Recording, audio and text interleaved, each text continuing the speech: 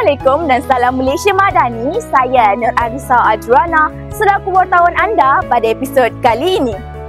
Hari ini pada 21 Disember 2025 sedang berlangsungnya majlis graduasi bagi tingkatan 5 bagi batch Al-Abrar yang bertempatkan di Hotel Di Palma, Kuala Selangor. Tanpa melengahkan masa, mari bersama saya kita saksikan. Untuk pengetahuan semua, majlis graduasi ini merupakan majlis graduasi pertama yang diadakan oleh SMK BKT.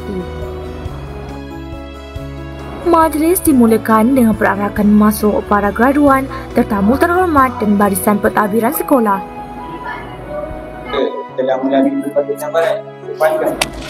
Terdapat banyak acara yang diadakan pada majlis hari ini seperti penyampaian anugerah bagi pemimpin sekolah, penyampaian sijil graduasi tingkatan 5, persembahan khas pelajar dan cabutan bertuah. Majlis graduasi tingkatan 5 merupakan satu detik bersejarah yang menandakan berakhirnya fasa pendidikan menengah para pelajar. Hari ini, kita menghargai usaha, ketekunan dan komitmen yang telah ditunjukkan oleh para graduan sepanjang tempoh persekolahan mereka. Sepanjang perjalanan ini, pelbagai cabaran telah ditempuhi dengan sokongan berterusan daripada para guru yang berdedikasi serta ibu bapa yang sentiasa menjadi pendorong kejayaan. Majlis ini bukan sekadar simbol kejayaan akademik, malah menjadi lambang pembentukan sasiah, disiplin dan jati diri para graduan sebagai persediaan menghadapi cabaran masa hadapan. Setinggi-tinggi tahniah diucapkan kepada semua graduan tingkatan 5.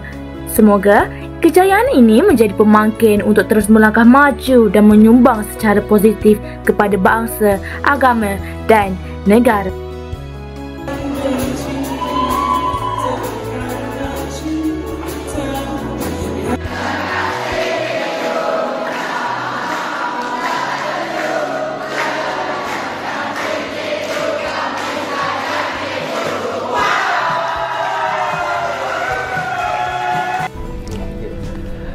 Perasaan saya untuk tinggal sekolah ni rasa sedih lah. Sebabnya nanti tak jumpa dah kawan-kawan, cikgu-cikgu semua. Okey, untuk tinggal sekolah ni saya rasa sangat sebab lah. Sebab sekolah ni kita dah jalan selama 5 tahun. 5 tahun kita kat sekolah ni banyak pengalaman, memori yang kita lalui bersama rakan-rakan semua. Tapi macam mana kan, dan lumrah kehidupan, setiap yang ada pasti akan berpisah juga. Okay, so nasihat saya untuk korang, first kali jangan study last minute. Yang kedua, tolong jangan tinggalkan solat. Perasaan saya ialah sedikit sedih lah. Sebab saya macam akan meninggalkan kawan-kawan saya kan. Saya harap kawan-kawan saya akan ingat saya, InsyaAllah, walaupun saya mungkin akan lupakan sedikit daripada diorang. Dan semoga maju jaya untuk batch 09 yang seterusnya. Dan SPM, korang target kimia kena A+ tau semua.